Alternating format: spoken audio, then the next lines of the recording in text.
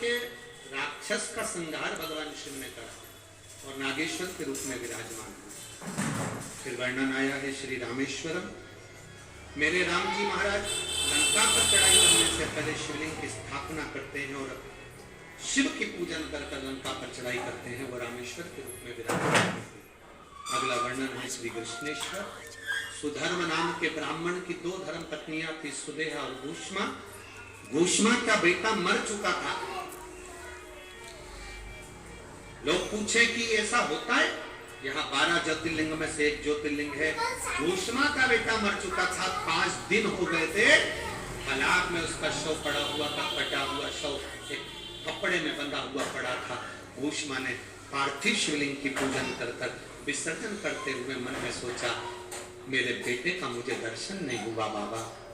मरा हुआ बेटा 5 दिन पहले जो मरा था वो जिंदा लौट कर वापिस आया, वो कृष्णेश्वर महादेव। कृष्णेश्वर हमने पहले भी कथा में कहा कि शिव महापुराण में आप जब बैठते हैं, जो सोचते हैं वो मिलता है। कुंभज बाबा के आश्रम में, अगस्त ऋषि के आश्रम में शंकर और माता सती शिव महापुराण की कथा सुनने के लिए गए। सती ने मन में सोचा, मेरी शादी हुई, विवाह हुआ और मेरे पति मुझे यहाँ कथा सुनाने लिया है, इससे तो मेरा शरीर जलकर भस्म हो जाए तो अच्छा। गुस्से में आकर माता सती ने ये कथा चल रही थी, विचार कर लिया कि मेरा शरीर जल के भस्म हो जाए तो अच्छा। वो सती दक्ष प्रजापति की यज्ञशाला में जलकर भस्म। कथा चलते में शंकर भगवान ने विचार करा कि मैं राम का दर्शन करूं, तो शंकर भगवान जब कथा सुनकर जा रहे थे तो उनको वन में राम जी का दर्शन। शिव महापुराण के पावन प्रांगण में, चाहे टीवी पर सुन रहे हो, आस्था चैनल पर सुन रहे हो, फेसबुक यूट्यूब पर सुन रहे हो, चाहे पंडाल में सुन रहे हो, चाहे विदर्भ की पवित्र भूमि पर कथा सुन रहे हो, जो तुम्हारे मन में चलता है बाबा उसको पूर्ण करता है। आप जब कथा के पंडाल में पहुंचे, दिल से बाबा से जो आप हृदय से सोच कर आए हो, बाबा आपको देकर जरूर मिलता है।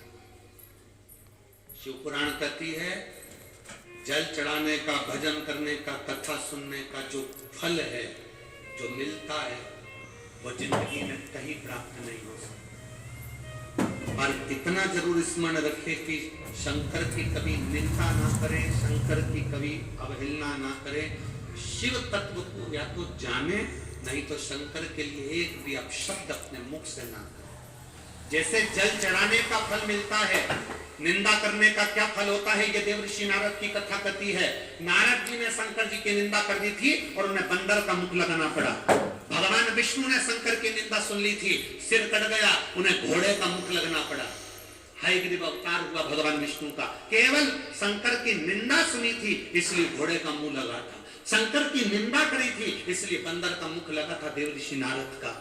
उस दिन से नारद जी ने हाथ जोड़ लिए कि ना तो शंकर की कभी निंदा सुनना है और ना कभी शंकर की निंदा करना है। कोई शंकर के भक्त की भी निंदा करे मत सुनो, कोई शंकर की निंदा करे मत सुनो। जिस कथा में, जिस व्यासपीठ पर कोई अगर शंकर की निंदा कर रहा हो, शिव भक्त की निंदा कर रहा हो, शंकर की निंदा कर रहा हो, वहां से उठकर चले जाओ। पर निंदा ना तो हमें करना है, ना निंदा हमें सुनना है। हम शंकर के, शंकर हमारा, बोल बम का नारा है और बाबा एक। शिव निंदा से दूर रहे, भगवान की अविरल भक्ति को धारण करें, ये भक्ति है। विदर्भ वालों के लिए, विदर्भ की ये पवित्र धरा पर जो ये कथा लेकर आई हैं सांसद महोदय श्रीमती नवनीत जी राणा जी, विधायक महोदय श्री रवि जी राणा जी, मैं इनको बहुत बहुत धन्यवाद देता हूँ। निष्कपट भाव से